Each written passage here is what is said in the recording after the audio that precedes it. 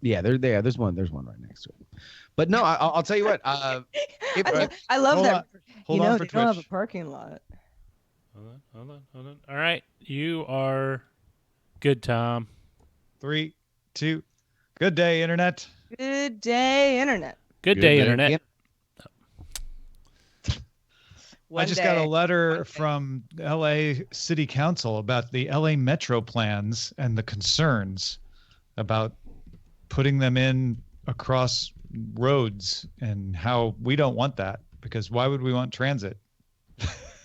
Well, it's probably because people are saying for the next 10 years, that road that I used to commute to work is going to be all tore up, which is not untrue. Yeah, well, the thing is, supposedly the plan includes elevated tracks, and that's the problem. So David, my council member David, has said, we're pushing for underground. Like a subway? Yeah. Oh, geez. What do you mean like a subway? There's tons of underground subways in LA. That's true. No, I'm just it's just like if you want to increase a light rail project, like from about that just adds like 5 times to the cost. Oh, the cost. Yeah, right. It's just I would think that the elevated rail would be what people are pushing for, because you can get it done quicker and it's just less. It's not in the way. Well, yeah, because you got to, if you're digging under things, that's much harder than adding infrastructure above things. Measure M, a sales tax measure, generated the money to cover this. Nice. To this. Yeah. So the above ground track is just one of the plans, and they're like, we think we have the money to do it underground. We should do it underground. Hey, if they can afford it, and someone wasn't, All right. Doing bad accounting. Ladies and gentlemen, I'm pleased to have Sarah Lane back fully on the show today. Yay! Oh my gosh! Very excited. Have I missed y'all? We missed you too. Well, thank you. It's funny how much we are creatures of habit.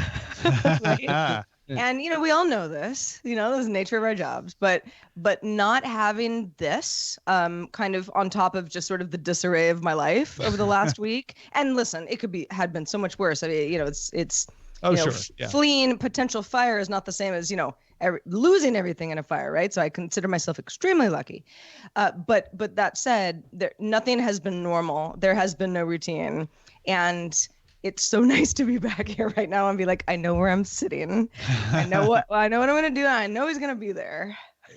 So thanks for your patience. Yeah, the folks in the Discord that were listening in live got a little scoop of what's going on, but essentially the upshot is you aren't back in your actual new place because of power. Right. I'm at my mom's. I tried to go back.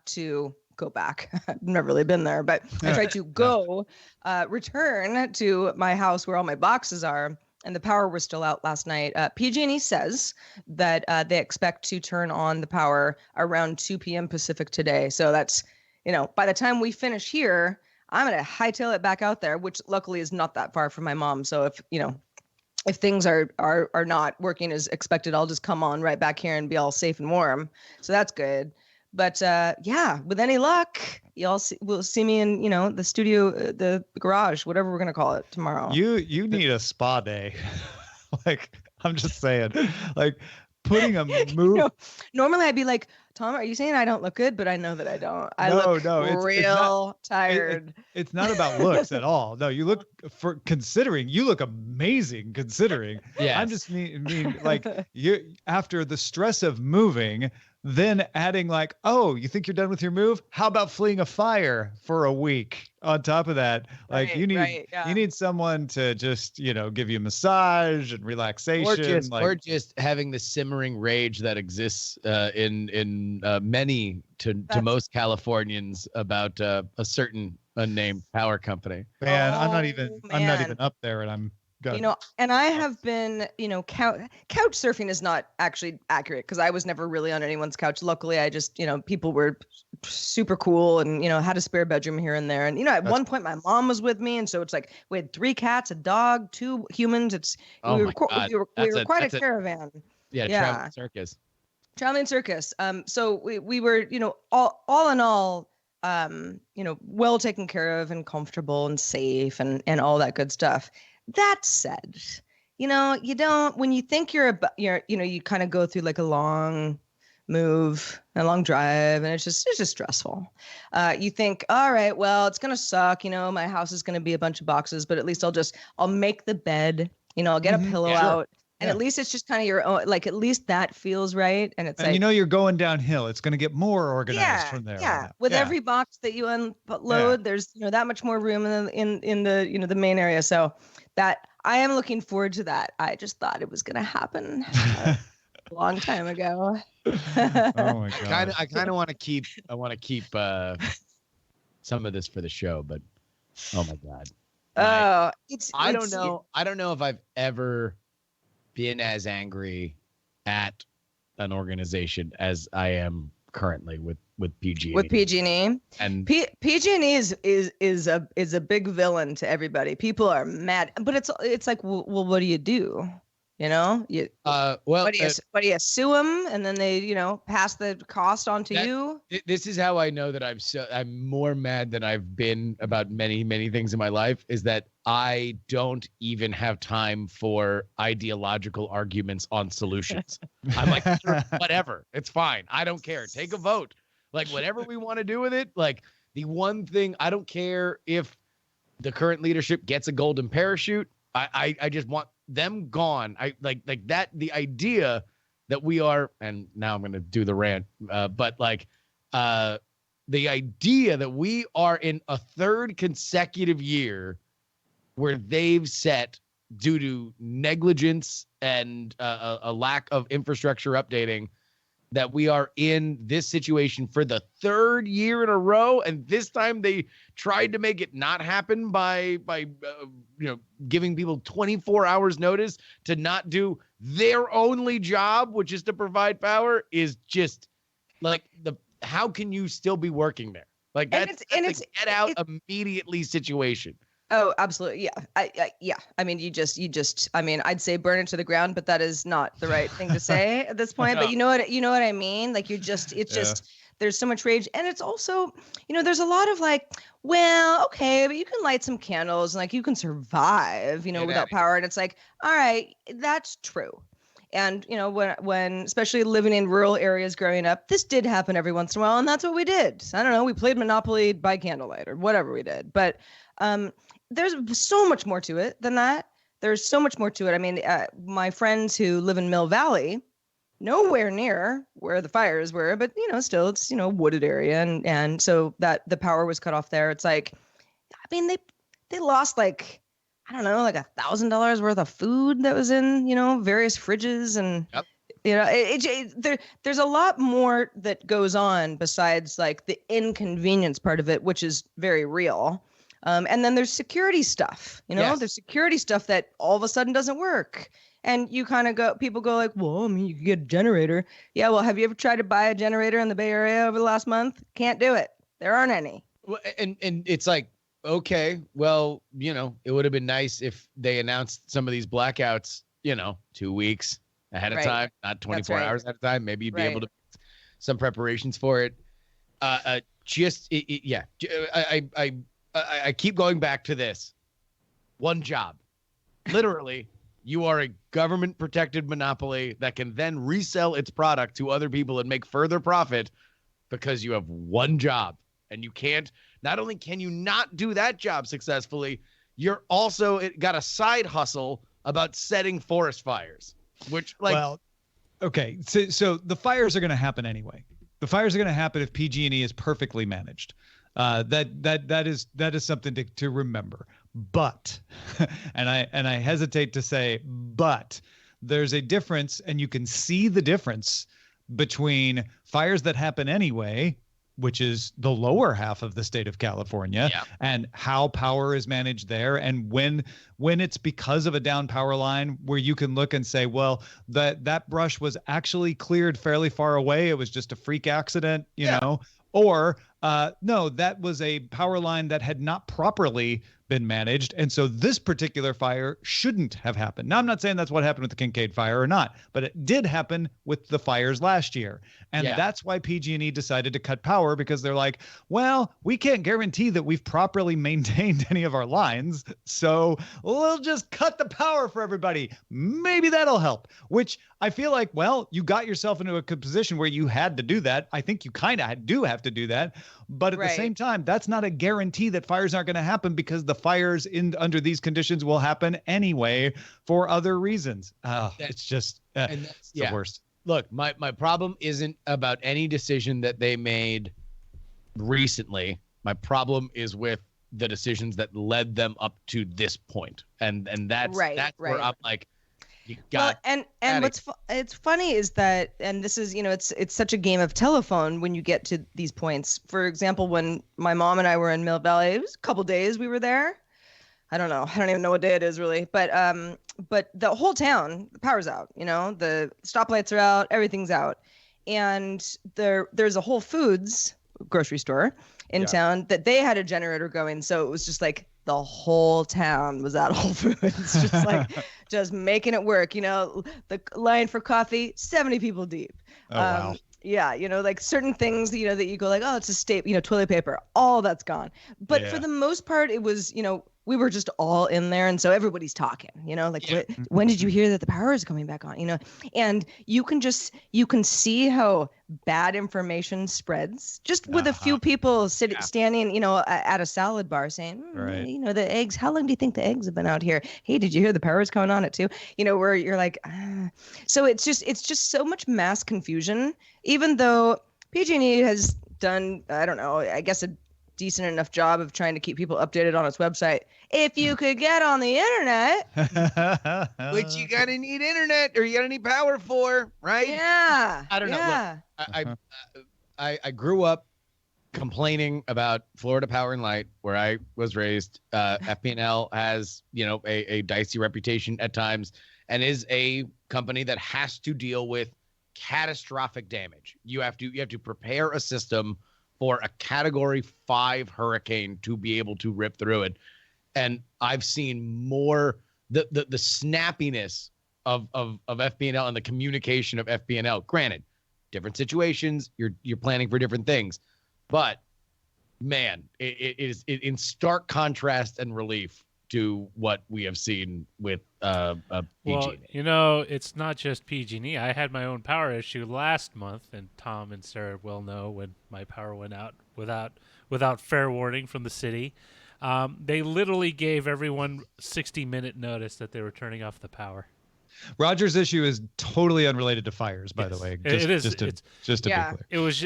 But it's. I mean, the there point was is a fire 60 minutes involved. is not there was sufficient. a fire. Involved But it's not the wildfire situation, and they weren't cutting the power for risk or anything like that. Actually, Roger, you're just saying you suffered the low I just think there's You suffered the low amount of notice on your power outage. Yeah, and I think what I'm trying to get at is I think it might be just more than just PG&E and my local utility.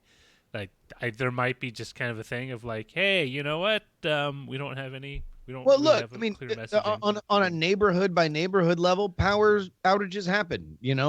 Things go wrong. This is, you can. No, this was planned. They planned to turn off the power. Sure. Yeah. Yeah, they just didn't. They didn't think to give you more than 60-minute warning. Yes. When this happened, and we talked about it on Good Day Internet, I told the story about how LADWP actually gave me notice and actually knocked on my door and tried to find me before they cut power. So it depends. It can be done right. Yeah, and this wasn't something out of the blue. This is something that so basically last year's fire destroyed one of their substations, and they were routing all the power through this one. And over the summer, during one of the hot days, it basically just caught fire and burnt up. And so they were having a jury rig system that they were that they were planning to fix, and they already set the date and all that. They just didn't tell anyone. They didn't tell on a website. They didn't mail anything. Didn't have a phone, robo-dial everyone saying. So hey, the person hearing this over the eggs doesn't pass along misinformation. Yeah. This was a repair power outage. Yes. So there's no reason they couldn't have said, exactly. Hey, we're repairing this on this day. This wasn't like, oh, we think a wind event's going to come, or there's nothing like that. Anyway, that's a whole separate thing. Well, perhaps we should are just get going to to not talk about it's actually good that you got all the PG&E ranting out, because the ranting in DTNS today is about it's a whole other thing. It's not about PG&E per se. It's as a result of PG&E's decisions, but it's not directly about them. Well, folks, hi, Sarah, you ready?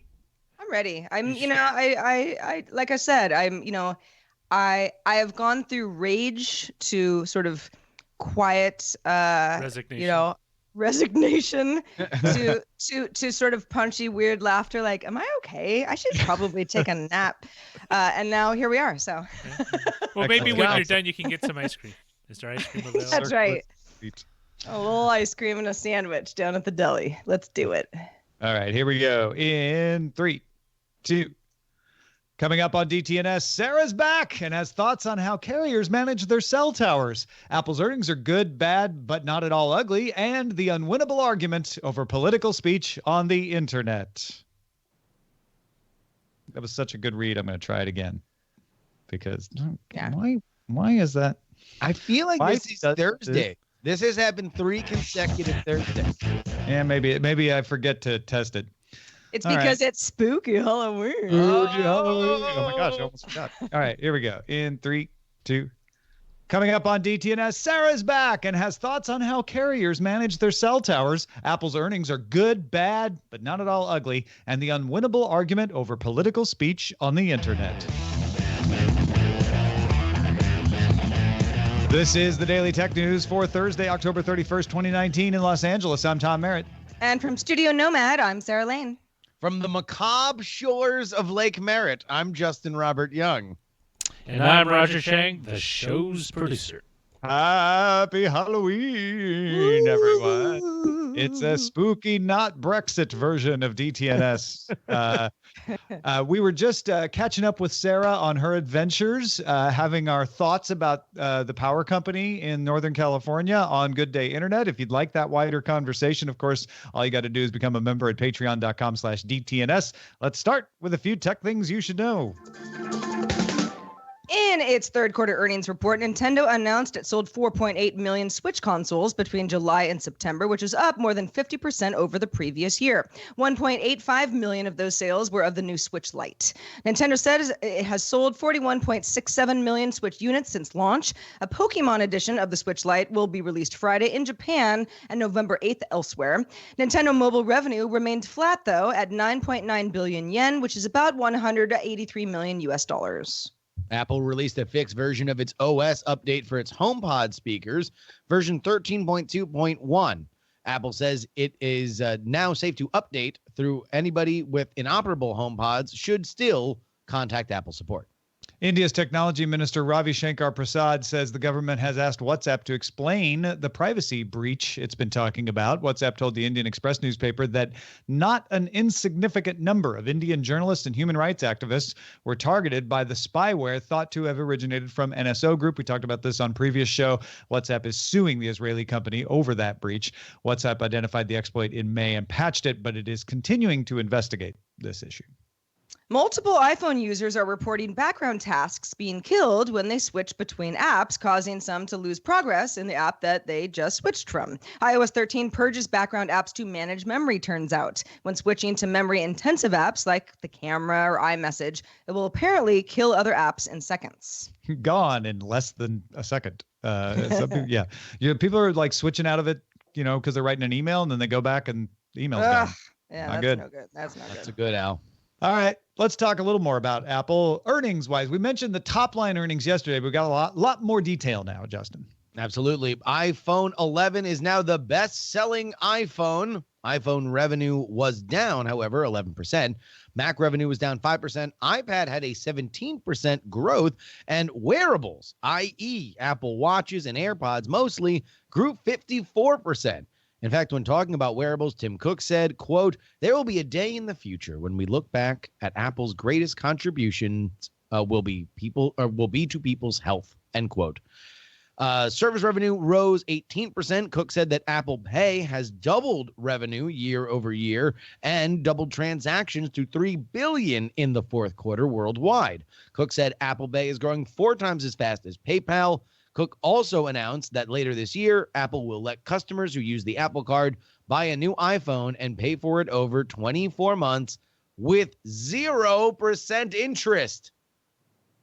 Yeah, so you basically just pay. It's a great credit card as long as you want to buy an iPhone. if you already have an iPhone and you want to buy a new iPhone, apply for this credit card. Although I can't imagine many non-iPhone users that are like, "Oh, that Apple Card, gotta get it." You're right. Yeah, it's definitely part of the ecosystem. A couple of numbers that kind of stood out to me. iPad enjoying 17% growth year over year. That is higher than I thought it would be, but I think that definitely points to the iPad Pro being a real favorite among folks. And the service revenue rising 18%, obviously Apple's going to want that number to jump a lot. And over the next quarter, I think we're either going to see the fruits of Apple's labor in the services arena, or it's not being what the company wants. But that number's got to be quite a bit higher coming forward. Yeah, it's good to see it rising, obviously. But with news and arcade and now Apple TV Plus launching, I would expect to see it rise. Apple Card is going to be part of that. So this is the right thing to see at this point. But you're not wrong that it needs to continue to go up even more. I look at this, and my comparison is for iPad. I think iPad has settled into a PC-like growth cycle, which is you're going to be flat, and then there's going to be a replacement cycle that bumps you up. And you've got to have good stuff to take advantage of that replacement cycle. And Apple's been good about, making sure, okay, we're developing that line enough that people want to get a new iPad from us rather than switch to another tablet. So I think that's why you see the 17%. That feels fairly uncontroversial to me. The other one that I'm trying this one out, let me know what you think of it, is maybe wearables are the new iPhone. Everybody's like, the iPhone's leveling out. What's the new thing going to be? Well, maybe it's wearables. Maybe it is the watch is the iPad and the AirPods are the iPhone. Not as sexy, but it's certainly bringing in some dollars for them. Well, yes, and certainly the Apple Watch is a legacy product for Tim Cook. It was one of the first that he oversaw from stem to stern. AirPods are very good as well, and they've kind of created their own little cult following. If I had a dime for every friend of mine that asked me, whether I also bought the new AirPods Pro, I probably have like 5 or 6 dimes, which is a lot. And also a lot of friends. Yeah, let's compare it to Samsung. Samsung reported its highest mobile business profit since Q1 2018 with a 32% rise in operating profit. Smartphone shipments rose 8%. Strong Galaxy Note 10 sales were part of that. Samsung did warn that Q4 mobile earnings would decline because of high marketing costs and the normal post-launch leveling of sales. This is a difference from Apple. Apple said, we're going to have a great holiday quarter because we just put out a bunch of new stuff. Samsung puts out their stuff a little early in the year so that you start to see that leveling out. They're not expecting as good of a mobile quarter because of that. However, they make most of their money from semiconductors, and profit from semiconductors was less than a quarter of profit a year ago because of oversupply and failing demand. Overall operating profit for Samsung fell for the 4th consecutive quarter and is expected to do so for one more quarter before Samsung think it's going to recover. Samsung thinks 5G and data center demand will increase chip sales next year, but they really need it to. Yeah, I mean, I guess the question is this bet on 5G the right one for Samsung? I mean, we've gotten very used to Samsung's profit margins and overall quarters being at a loss in concession for some time now. And there's a lot of good reason for that. And there's a lot of competition going on. But yeah, does Samsung saying next quarter we're going to turn this around? We can see the market turning, and 5G has a lot to do with the boost in sales of mobile products. Is that true? Well, I mean, I would say with Samsung, they've been in the component business for in a big way for a really long time.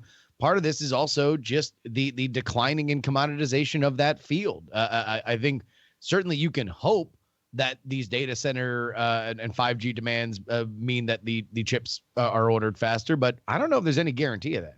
Well, everybody's going to be building 5G networks. The question is not whether they'll be building them. The question is, will they be ordering from Samsung? Yeah. And will they be getting the chips that they need from Samsung? I don't see any reason to think they will not. And I definitely don't doubt that there's going to be a lot of infrastructure turnover. There's also going to be a lot of data center demand as cloud continues to grow. So I think this is a pretty good bet for Samsung. I think they will be able to turn it around. I think JSC 315 in our Twitch chat says, is it going to be enough to offset any other kinds of slowdown or oversupply in the market? It's not that won't happen. Will it happen in a large enough manner? Because there's no guarantee that Samsung's mobile business is going to keep having, defy expectations, especially when they've been beaten down to almost nothing in China. They're doing fairly good with their mid-range phones in India. They're starting to make some inroads into Africa, but those are far from being something that can turn the tide for them yet. So they really need that chip business to carry them. Speaking of something coming to market, automaker Fisker announced that its electric SUV slated for launch in 2021 will be called the Fisker Ocean. The company plans to show, quote, a fully running production intent prototype sitting on the actual completely engineered platform on January 4th, 2020 at a private event. I suppose it would be at CES. The vehicle will feature a full-length solar panel on the roof, which Fisker estimates will add up to 1,000 extra miles to the car per year. The target range, for the vehicle is 250 to 300 miles on a charge of its 80 kilowatt lithium-ion battery pack. Fisker will also launch a smartphone app on November 27th that will let users do a variety of things, place early reservations, see more details about the car, eventually lease the Ocean with no long-term contract. That'll be attractive to some folks. Fisker previously announced pricing for the Ocean will also start below $40,000. The vehicles will supposedly go into production at the end of 2021 and deliver in 2022. So the solar thing seems a little gimmicky to me. That's extra 2 to 3 miles a day. It's not nothing. Especially if you have short commutes, I guess. Yeah, but... I mean, it's I just don't see what the downside would be. You know what I mean? It's like, cost, unless it looked really horrible on your roof or something. Or if you raise the cost, but they're going to start below 40,000. So apparently it's not. Yeah, and 40,000, obviously there are cars that are a lot cheaper than that. But when we're talking about kind of the future of electric vehicles, this is priced so much more attractively than a lot of the other options. I won't be buying a Fisker, but this is cheaper than a lot of Teslas. Right? Yeah, I mean, I think, but one downside would be just another thing that can break, right? And that too. It's not something that you are using that is common on these cars. Then it might break more often. But look, I'm always pumped that, and more specifically when it comes to EVs, that we have American car companies that are kind of in a little resurgence. I mean, it was a very, very long time before there was a successful American car company, and it was electric motors that kind of really turned the tide. So I'm happy. So you're a proponent of American electricalism. Yes, I'm just excited that there's something that really I get a little weepy thinking that an industry that helped build America now has roots back here. I like that Fisker is joining in competition too. I think that's good. I also, this is a small thing because I know that cars have been running out of things to name themselves for some time now. But Ocean, terrible, kind of a curious choice. Catch the wave. Yeah, you would your car in the ocean, right? Like it reminds me of a place I don't want my car to be. Yeah, the ocean. No, it's a vast and salty car. Although a great chance to bring on Jason Momoa as a spokesman. There you go. TechDirt's Carl Bode notes that according to FCC data, 874 of California's 26,000 cell tower sites were out of commission on Monday. 702 were caused by a loss of power to the cell site, 88 due to cut fiber lines, and 60 by wind or fire damage. In 2008, after Hurricane Katrina, the FCC mandated cell towers have batteries or generators capable of adding 8 hours or more of power. The CTIA, with backing of the White House, sued and overturned the regulation. Oh, what a great thing they did. All right. So where do we start? For anybody who is listening to the pre-show, Good Day Internet, and really probably all week, knows that I was directly affected by this, and it was the depths of my anger cannot be explained in several minutes. But what I will say is I was evacuated for, just precautionary, mandatory evacuation from where I just moved. Horrible timing, but I was in a completely different county, nowhere near where the fire was going to be, but power had been cut. And it was, again, just precautionary, embers travel miles at a time. It's a lot of wind in the Bay Area. And you kind of go like, all right, well, nobody wants to be in a fire. So, do what you got to do. But we noticed very quickly at my friends where I was staying with my mom that our cell service was just abysmal. And it was sort of like, what do you have? AT&T, Verizon, T-Mobile, who's got what? And there were a bunch of us, and we were all just like, what's the deal? Kind of holding it up to the ceiling. And it turns out that we didn't have cell service because these stupid companies wouldn't, add a little bit of money to pad on a generator to these cell towers. So when the power goes down, you go, oh, okay, well, I can't use my laptop, but at least I have LTE as long as, sort of like my phone's battery pack is still working, or I could sit in my car and charge my phone. No, actually, not at all. We didn't have anything. It was you're sort of walking around completely useless. And when you are worried about literal physical safety, that is unacceptable. Well, but Steve Largent, the head of the CTIA back in 2008, who helped the move against this onerous regulation, pointed out that the carriers don't want their networks not to run during times of emergency. He said, we believe that having the flexibility to adapt to unique emergency situations will better serve American wireless consumers. Sarah, do you feel better served? No, I feel like a bunch of companies said, hey, let's sue the government so that we don't have to put some money towards making our infrastructure better. And people will suffer because of that, because we're just cheap and horrible people. And I know I'm being a little dramatic, but it's like, it's hard not to feel that way about something like I'm this. sure. No. I can't argue against the sentiment. No. And look, this is a literal life or death situation for some people, and it is made worse by the fact that the power goes out. You have situations where people who are dependent on machines to live their life either comfortably or at all, now all of a sudden have less of a manner to do that. And on top of it, you can't even use any kind of mobile data to alert or preserve your life. It is disgusting what is happening. And the thing is, having cell service would not have made fires go away, right? Sure.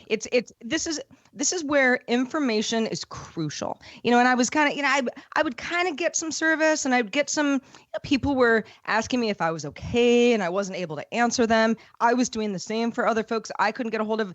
There is a real importance. Like, yeah, we can't turn the lights on. Got it. That's not going to happen. That's not coming back. This is not what we're talking about here. But when people are panicking and scared and trying to kind of scramble to figure out what's going on with life and where's the good information coming from, for a company to be like, we just didn't want the government to make us make our cell towers better. We just wanted to do it on our own terms, and just not do it is it's just unforgivable. Yeah, forget about whether there should be regulation to make them do it. They said, we'll do it, and they didn't. Right, and we just know about it here in California, but it has also happened in other hurricane areas. Right. Some hurricane areas have implemented this, some haven't. This was supposed to be fixed 11 years ago, and it hasn't. And somebody needs to explain why that didn't happen. Folks, if you want to get all of the tech headlines each day in about 5 minutes, be sure to subscribe to dailytechheadlines.com. Now for a lighter topic. In September, Facebook's Nick Clegg said that Facebook does not submit speech by politicians to independent fact checkers and allows it on the platform even when it might otherwise breach normal content rules, but noted there are more stringent rules where the speech endangered people, so there is a line, or when it was advertising. This is because he says Facebook doesn't want to be a referee over what political speech should be allowed. So it generally, with exceptions, considers speech from politicians to be newsworthy. Clegg also wrote, when a politician shares previously debunked content, including links, videos, and photos, we plan to demote that content, display related information from fact checkers, and reject its inclusion in advertisements. So there has been some exaggeration of what's going on. Facebook doesn't allow you to say whatever you want just because it's a political statement. They don't allow you to say whatever you want just because it's a political ad, but it is much looser. And they say that's because they don't want to be accused of picking sides. They want to be very hands-off. So that debate has been raging since Nick Clegg posted this in September. Obviously, Mark Zuckerberg has testified in front of Congress and been grilled about it. He's given speeches about it. Wednesday, Twitter took themselves out of the idea of having to referee political ads by saying it just wouldn't take them. We mentioned this on yesterday's show. Jack Dorsey said machine learning-based optimization of messaging and micro-targeting, unchecked misleading information, and deepfakes are among the reasons that it thinks it's a no-win scenario. So Twitter's just not going to take political ads. Case closed. Pinterest, TikTok also have decided not to take political ads. So that's it, right? That's the solution. Just don't take political ads. Well, Casey Newton at The Verge writes, I expect Twitter to have great trouble distinguishing what is an issue ad from what is not. Expect to see many false positives and many false negatives. And depending on who is affected and how often, you might even expect to see congressional hearings over it. So no, it's not over, because someone's going to say, hey, you rejected this as a political ad. It's not political. And someone else is going to say, hey, you allowed this political ad and it shouldn't be because it's political. And there's going to be disagreement about where that line is. Now, Zuckerberg has said that Facebook will work on transparency rather than not take political ads. He's put the line in the sand. And to test this, California named Adriel Hampton registered as a political candidate in the state of California and then tried to run an intentionally misleading ad. Called it out, said this ad is misleading and I'm going to run it because I'm a candidate. And Facebook said, hey, we will just let politicians say whatever they want. Except Facebook didn't say they'll let politicians say whatever they want. They said they would take a more hands-off approach to political speech. And Facebook has blocked his ad, saying that Mr. Hampton only registered as a candidate to get around its policies, and that gives them the latitude to take it down. Now, related to this are some examples of people trying to find the line. So there just now, we had a good example of Facebook saying, we never said you could do whatever you want. Here's an example where we're going to stop you because we know what you're up to. But it's not always that easy.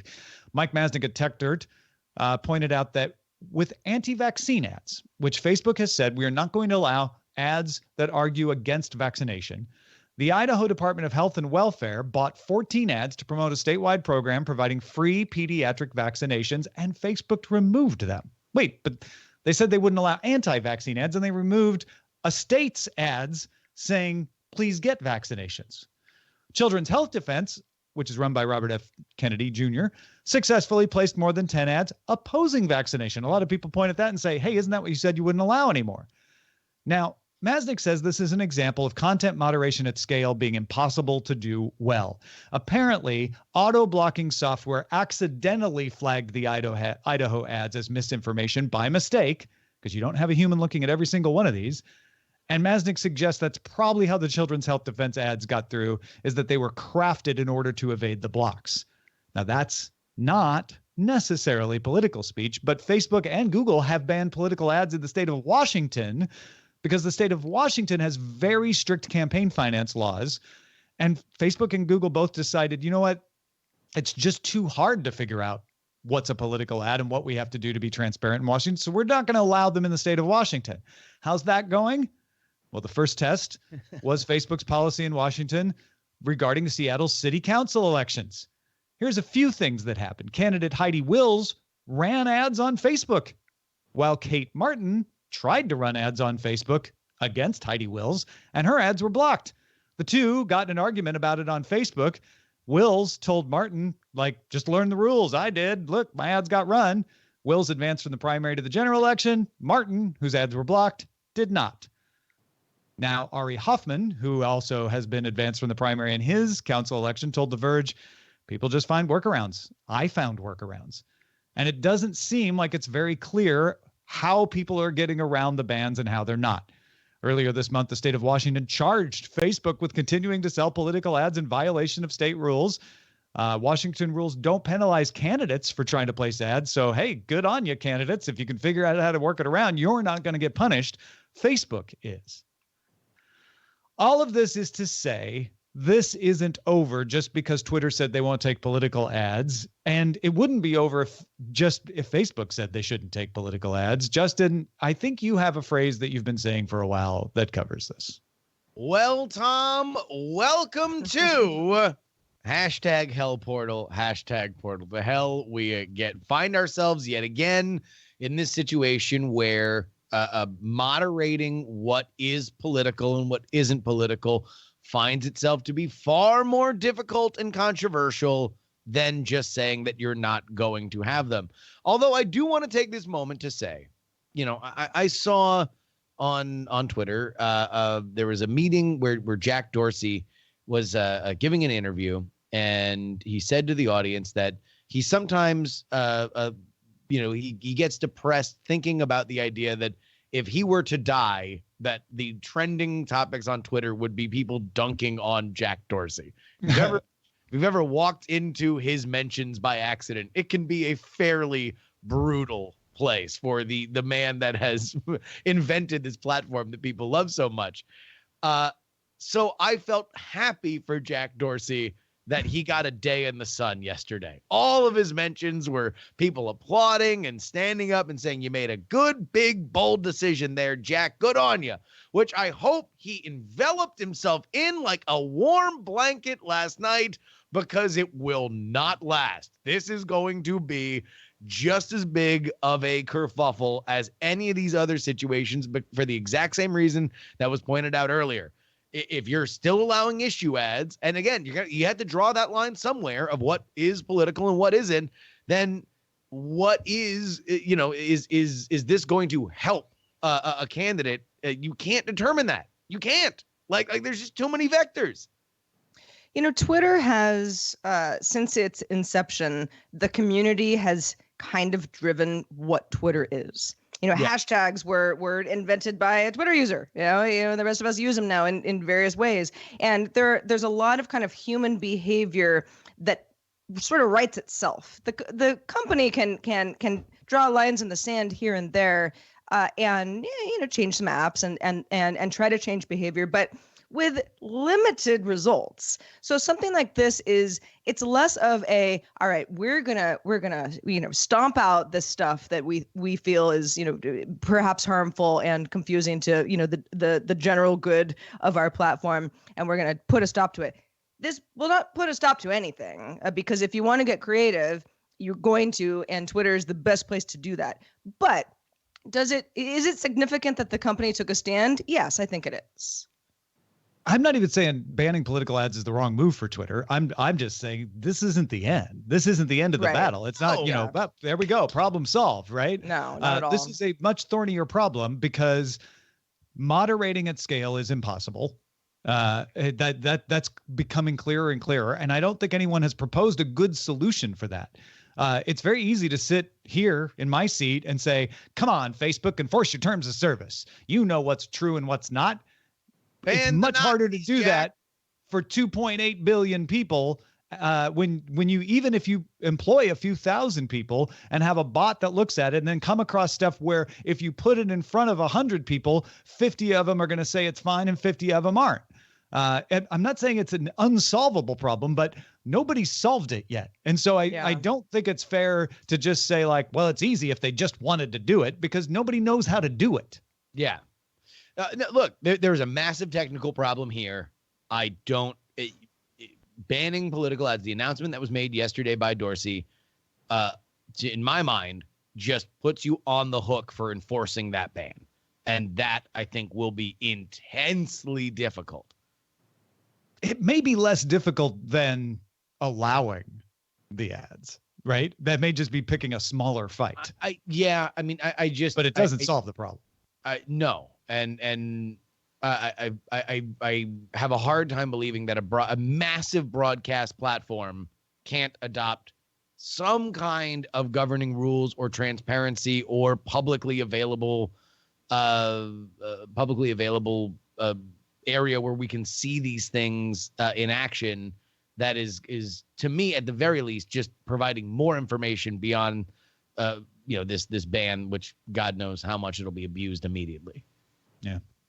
Well, something tells me we're not done talking about this. And you know who else is going to help us keep talking about it with the best articles ever? Everyone who participates in our subreddit. You can submit stories and vote on them at dailytechnewsshow.reddit.com. We are also on Facebook. Join our group. It's very lively. Facebook.com/groups/dailytechnewsshow. Let's check out the mailbag. Let's do it. Brian wrote in about a conversation yesterday about clamshell smartphones and the form factor. And Brian had some thoughts. In fact, he numbered them. Number one, Brian says, I think they'd be great if they caught on and caused an end to the abomination of a trend that is portrait orientation video. Number two, Brian says, I think their success is entirely reliant on dual screens, allowing users to multitask. Having a full screen video on one screen, for example, browsing the web or email on the other. And Brian says, number three, forget all modern smartphones. Just bring back the T-Mobile Sidekick. Everybody needs a sidekick. I know it would seem silly now if I had one in my hand, but I enjoyed my sidekick as well, Brian. Loved my sidekick. And it falls into this awkward moment in history where pre-iPhone, it was a revolution. It was a super fun reimagining of what a cell phone could be. Absolutely. Get more.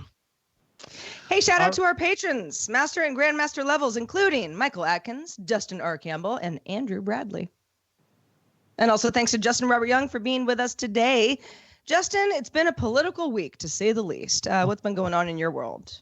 Oh, it certainly has. And on the most recent Politics, we looked back into those 6 weeks in the winter of 1998 to draw some lessons of the last impeachment process that we went through, including a lot of little things that I did not remember. You've done a good job on a political podcast when I had to close my tab for Dennis Hassert before I started today's DTNS show.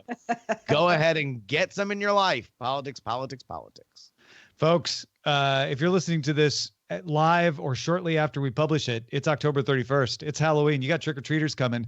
And if you haven't joined our Patreon at the $2 level, you need to hurry up and do that, because on November 1st, tomorrow, I'm going to send everybody who's given us $2 a month or more a copy of the PDF of the DTNS cookbook with recipes from Sarah, with recipes from Justin, with recipes from me and Roger, and even some folks in the audience.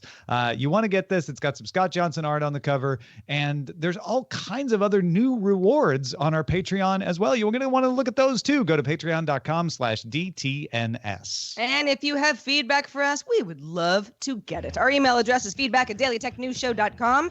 We're also live Monday through Friday, 4:30 p.m. Eastern. That's 20:30 UTC for a limited time, only a few more days. Find out more at dailytechnewsshow.com/live. Back tomorrow with Peter Wells and Len Peralta illustrating. Talk to you then. This show is part of the Frog Pants Network. Get more at frogpants.com. Diamond Club hopes you have enjoyed this program.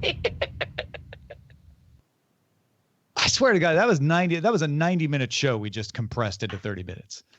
Holy crap. Yeah, it was so everybody. dense. Every frame. Content compression for and your if for any enjoyment. reason you think, there's not going to be a live show anymore because I said limited time. No, it just means we'll be 1:30 UTC real soon. Yeah, it's a time change. That's all. It's just a time change. No, we're still going to be live.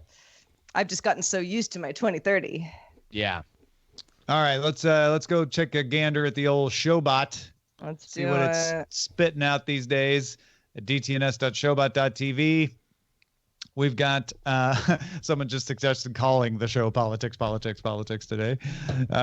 Spooky Not Brexit Edition. Weepy Jury. At Last, a Salty Car. I actually really love At Last. At Last, a Salty Car seems like an album that I would have recommended to somebody when I was in college. By the Weepy Juries. 50% of the people agree half of the time. That's funny. A vast and salty car. That's another take on that. Tower of no power. I like that one.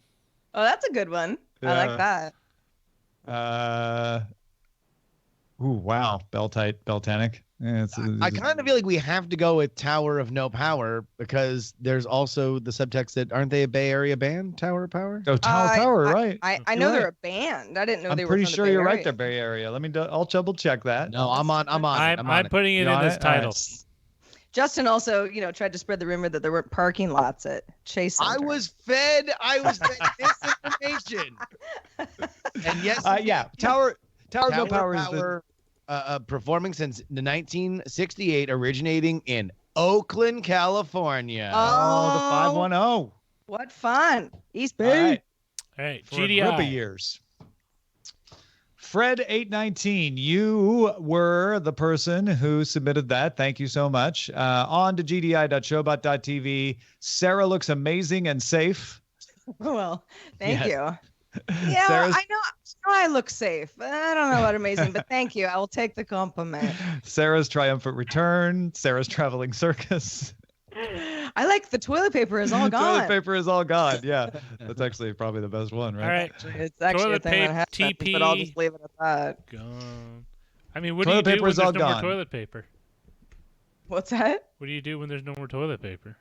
Well, you get creative, Raj. You improvise. Do you really want to know? Do you really want an answer to that question? A lot of things are absorbent. We'll just leave it at that. Zoe Briggs Bacon submitted the title "Toilet Paper is All Gone." Thank you, Zoe.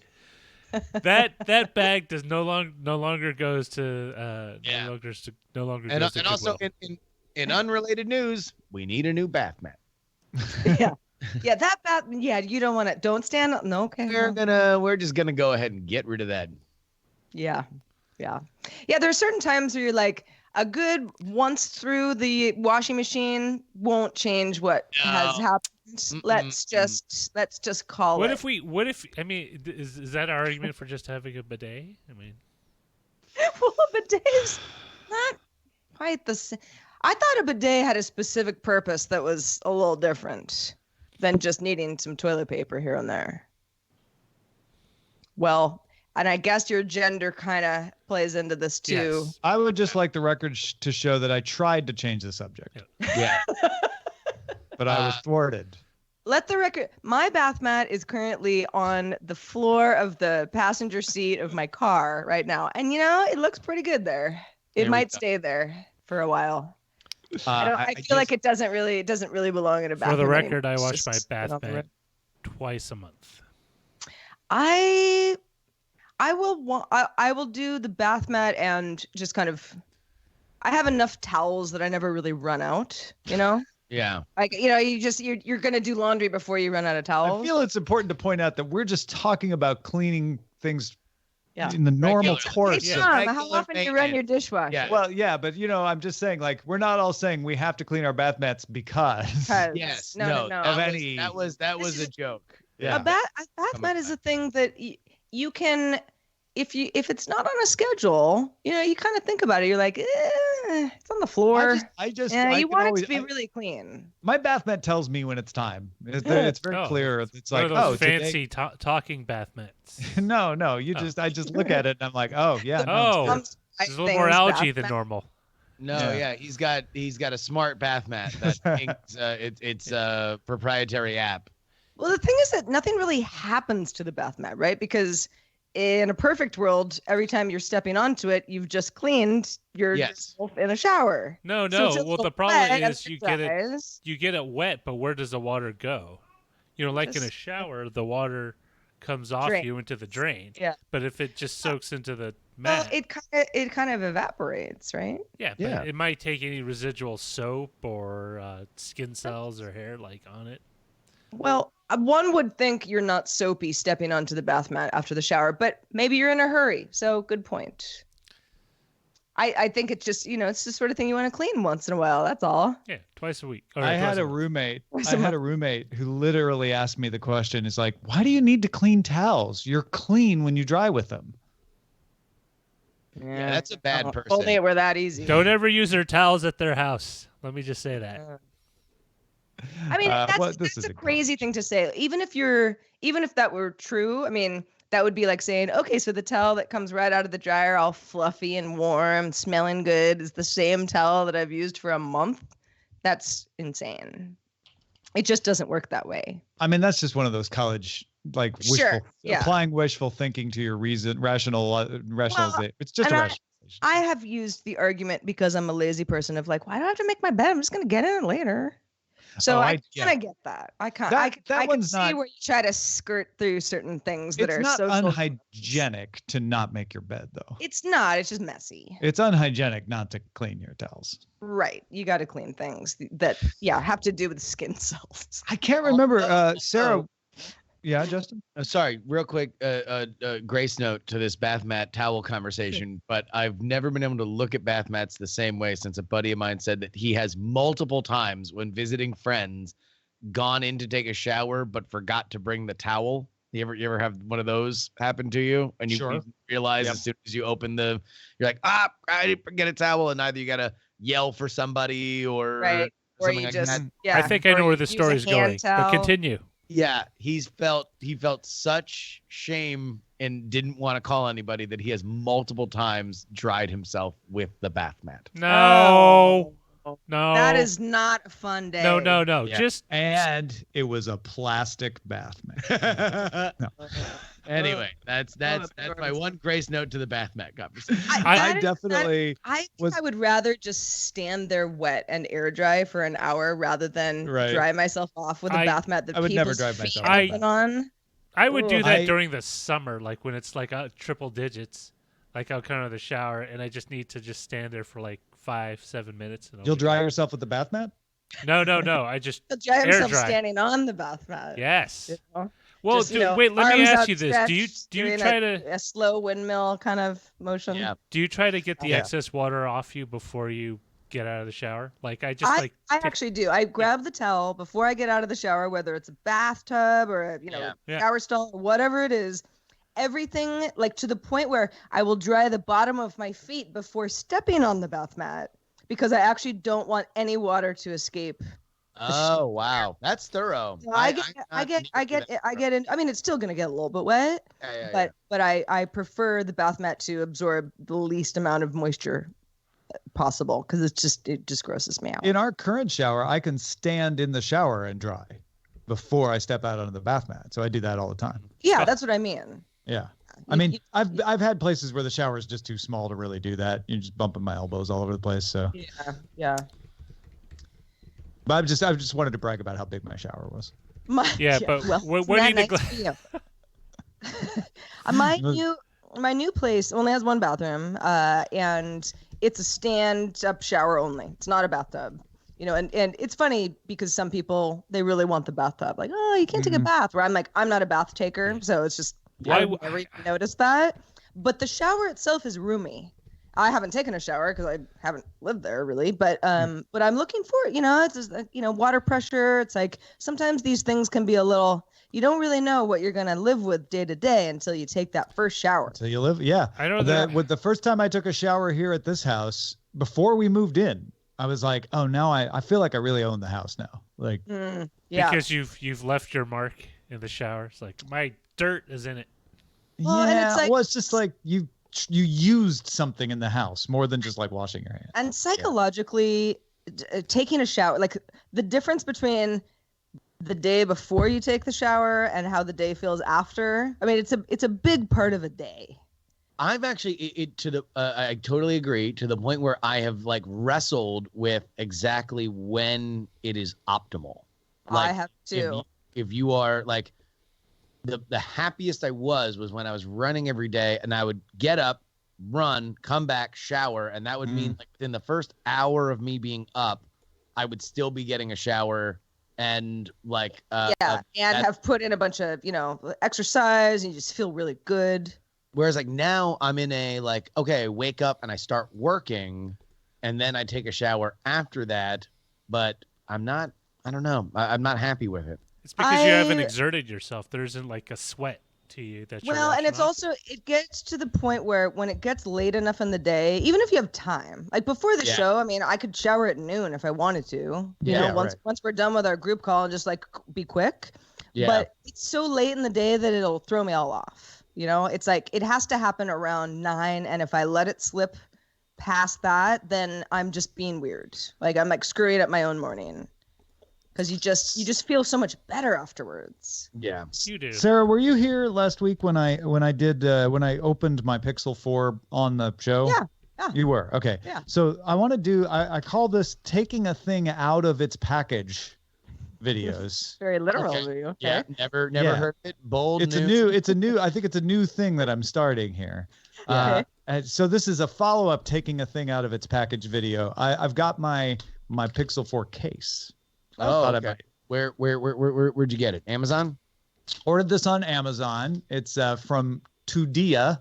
It's the Tudia merge. It was uniquely designed, it says. Coming up on DTNS, Sarah's designed back. for some Designed people, to and it what? is Or made just in uniquely. Yeah, I don't know if it was uniquely designed for me or uniquely designed instead for of- phones or Instead of what's the what's the opposite of a unique design? A design that just everybody else has. Common Like design. a Oh no, drum. they use the This one was term designed. popular design. If it's no, it's something- uniquely designed. Yeah, what you don't want is that awkward moment when you walk into a party and next thing you know, you and your phone and somebody else's phone have the exact same case, and you're like, oh, geez, now I gotta change. It has shock-absorbing TPU interior and polycarbonate shell exterior. Oh, delicious. Oh, well, that sounds fancy. Yeah. Covered protection for buttons without any loss of responsiveness. Clicky buttons. Can you imagine if it was like, we're an awesome, unique case. You will lose responsiveness of your buttons. You won't be able to use your buttons. That's what's so unique about but it. put it on anyway. Certified to meet or exceed MIL standard 810G drop tests. That's the key, right? All right, here we go. I'm going to take it out of its package. Oh no, you're destroying its freshness. It's not collectible anymore. Yeah, it's actually now it's just lost. Yeah, it's hit some carbon dioxide. It's over. All right, let's see how Snap it clicky on in there. these buttons are. Oh, I had one of those from my old Nexus 4. A case? Yeah, a case that snapped on just like that with the big opening for the camera in the That's back. pretty much all my cases do that. That right. looks nice. I mean, I'm just Kinda looking snapped at it right on in. screen, but yeah. Geez, look at all those apps. Try with the clicky buttons. Does it click? Let's see. Yeah. Oh, they totally click. Can you hear it? Yeah. Oh yeah. Sounds like someone picking their fingernails. That's a vile. Face unlock even works with the mic in front of me. So there you go. Yeah. Click it. You know, the only thing that's going to bug me is on the Pixel 4 itself, the single button, the non-volume button, power, etc., is white, which I like because I can easily see where it is. Shows up. Yeah.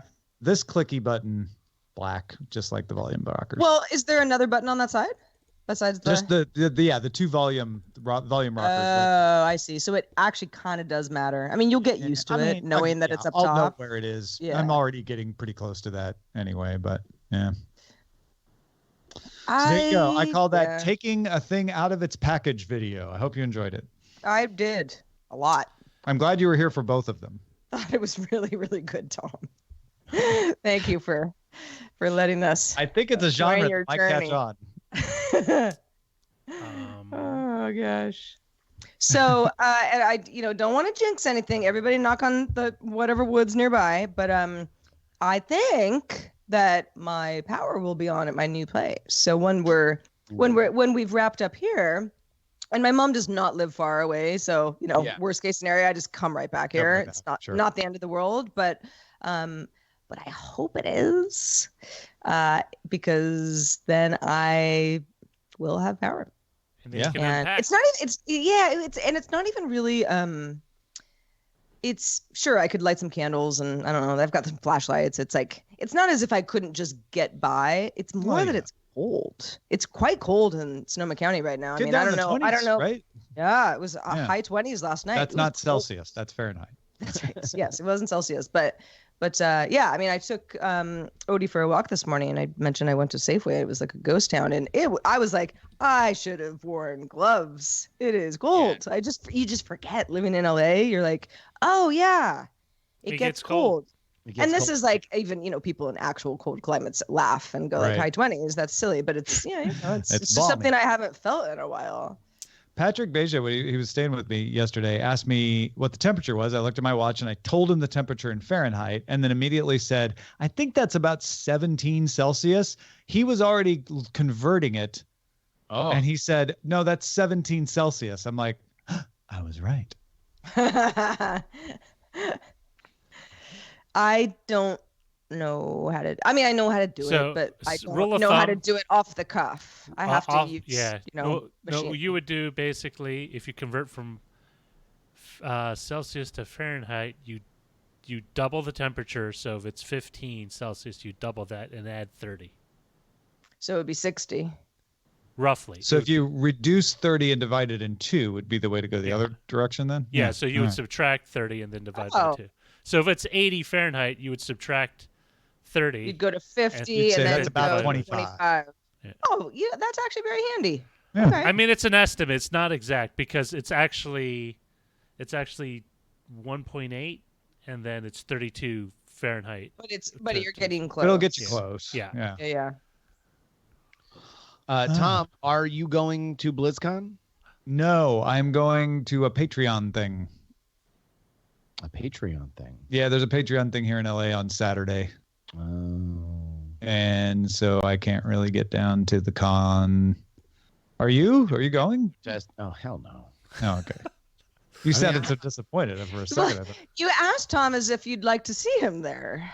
Yeah. And you're like, I asked him because he mentioned Beja, and I know that Beja is in town most likely to go to BlizzCon. I'm mostly curious about BlizzCon as it is referenced to any kind of like protests or kerfuffle, because they have a they have a bit of a fractious fan that's at the moment. Point. I'm sure there will be some protesting of some kind. There will be many people carrying Winnie the Pooh, as far as I know. Oh, is that the protest symbol of choice? Well, it's one of them, because Winnie the Pooh was being used as sort of a substitute / mocking way of referring to Xi Jinping, and then they started to ban references to Winnie the Pooh within China. So some people have been saying, well, let's just carry Winnie the Pooh as sort of a silent, statement. And for anyone who doesn't get it, it's because certain individuals have mockingly referred to Xi Jinping's silhouette as very similar to Winnie the Pooh's. Yeah, I think that. I mean, that dude looks like Winnie the Pooh. That's a fact. At least he wears pants. Number 2, Disneyland is literally right across the street. So there's also the fact that it's going to be fairly easy, to get either at one of the gift shops that litter around Disney, right next to the convention center. You're going to be able to get yourself some Pooh.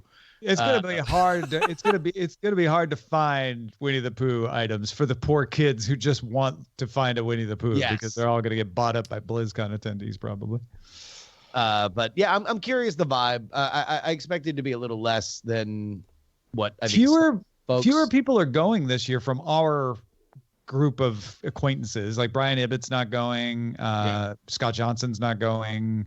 Not because of any of the issues either. It's just I actually made a joke on the morning stream this week about like, well, Scott, with your big thunderous political protest, you're not going to BlizzCon, and I immediately regretted it. I'm like, I don't need to put that out into the world, like, because this is something that people would run with him.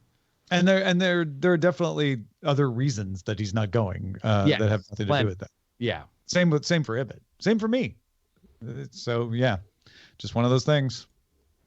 But Patrick made it all the way from Finland, so there you go. So I mean, come on, what the hell are the rest of these guys doing? Come on. Yeah, I took Patrick. Remember we talked about where I was going to take Patrick to eat. I took him to Casa Vega last night. I don't know Casa Vega. Do I? Have you not heard me talk about Casa Vega before? I'm sorry. I don't know. I mean, remind me. It's a heritage 50s era Mexican restaurant. on Ventura Boulevard. Oh that yeah. was featured in Once Upon a Time in Hollywood. Yeah. I'm not sure you've talked about it, but I've heard about it. So now, we besides were going there before it was in the movie, just to be clear. Yeah. Now, but what is besides the sort of like this is fun, throwbacky, kitschy? Is the food good? Yeah, food's good. There you go. And they have great then service. It sounds like a wonderful place to be. No, it's a wonderful place. It's got like the big overstuffed red leather booths. The waiters all wear little tuxedos. Great service, valet parking if it's busy. Wonderful margaritas, good bar. It is not like the best Mexican food I've ever had or anything like that, but it's really good. So overall, it's a great package. Sounds a little like Casablanca. That place on Lincoln that I told you guys about. It's there's probably better food out there, but it's a pretty fun experience. That's my problem is people have, because of irony, made it's not the best Mexican food mean it's bad Mexican food. So how do you say it's really good, but I'm not trying to say it's the top. Just say it. Just say it's good Mexican food and understand. Really good. Whatever. That maybe like the 3 Michelin star Mexican restaurant might not be this one. Sure. But yeah. I also think my favorite Mexican food, because that's really what you're doing. You're just trying to avoid that slapback. It's also Mexican food has to be vile for me to not say this is good. Sure. Yeah. It's like I don't really say that Mexican food is bad because it can be a little tasteless. I've had bad Mexican food. Oh. Well, I have in my life, but I for the most part, it's kind of like you got the right ingredients. You're not going to screw it up that much. Your opinion about the best Mexican restaurant is very divisive. Not yours particularly, but one's opinion is can be very divisive, right? So yes. Especially in California. In California, it's its own. And I'm sure that there's plenty of places that have regional kind of things where you're just going to fight about it, but.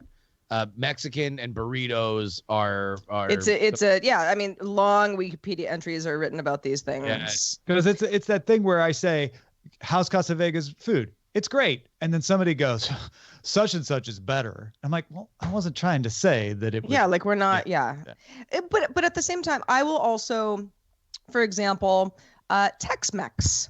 And really, I only have Austin to kind of go on for tacos.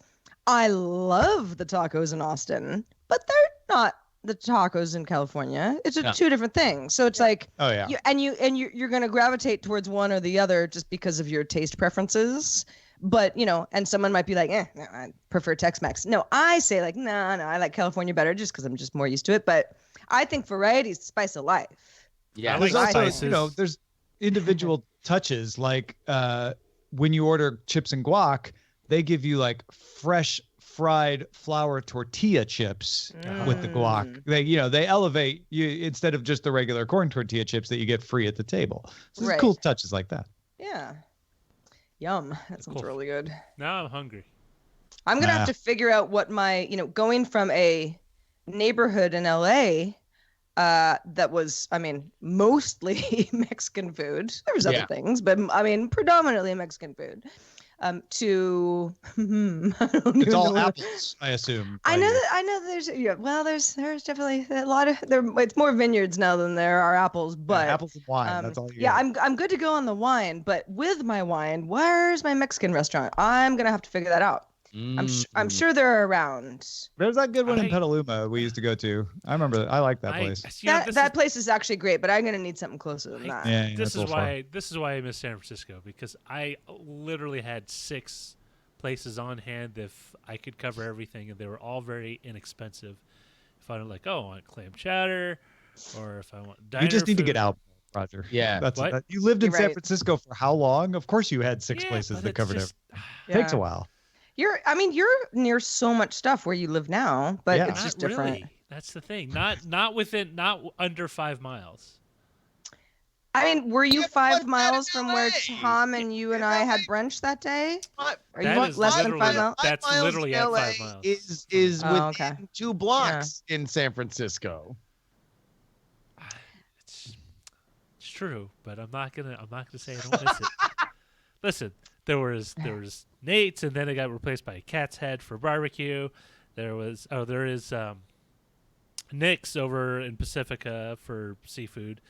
There was Pacifica is not within 5 miles. Yeah, I mean, come on now. You had to get in your car to go to Pacifica. Yeah. Way more of a hump. But it's a quick drive.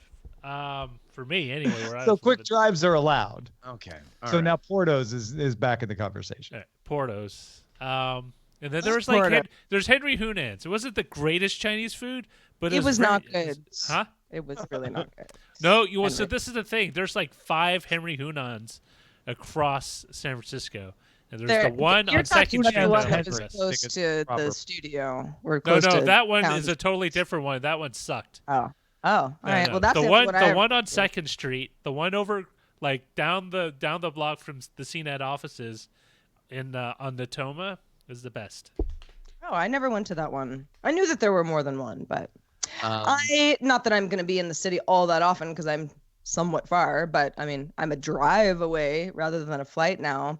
There are some taquerias that I will be hitting for sure. All right. Yeah. Is there much of a Postmates game in your neck of the woods, Sarah? We're gonna find out. We are gonna find out. Yeah, the Uber Eats situation. I mean, it used to be when I have to believe that it's better than it used to be. I mean, when Uber and ride-hailing services kind of came on the scene, it took a while for them to hit this area, but this is actually the best area because so many people go wine tasting and you don't want to drive. Right. So it's a pretty thriving economy up here now. It just took a while. So you'll be driving an Uber, is what you're saying. I'll be driving an Uber. I mean, doing wine tours, it'd be great. That sounds like perfect. I have to believe that, because of that the probably food delivery has ramped up as well. I would hope so. That sounds like perfect drone delivery territory. Because it's, yeah. Because you can. Well, because I am the house. I don't know. I'll do a video tour at some point, but it's there are living there. Yeah. There are and just take away some signs. There aren't sidewalks or street lamps or it's deep. It's country, but I am a short walk away from a deli. That's kind of sort of close to sort of the main road. And I was in there the other night and it's great. It's just, it's your perfect bodega plus, so it's it's got all the stuff, run out of toilet paper, for example, but you also want a sandwich. Yeah. Maybe some coffee, maybe a bagel, dental floss, eat it. Just it's cute in there. So I'm as long as I have this, I'm okay. I can get used to other things being a little bit farther. There's going to be more apples in your diet? There might be.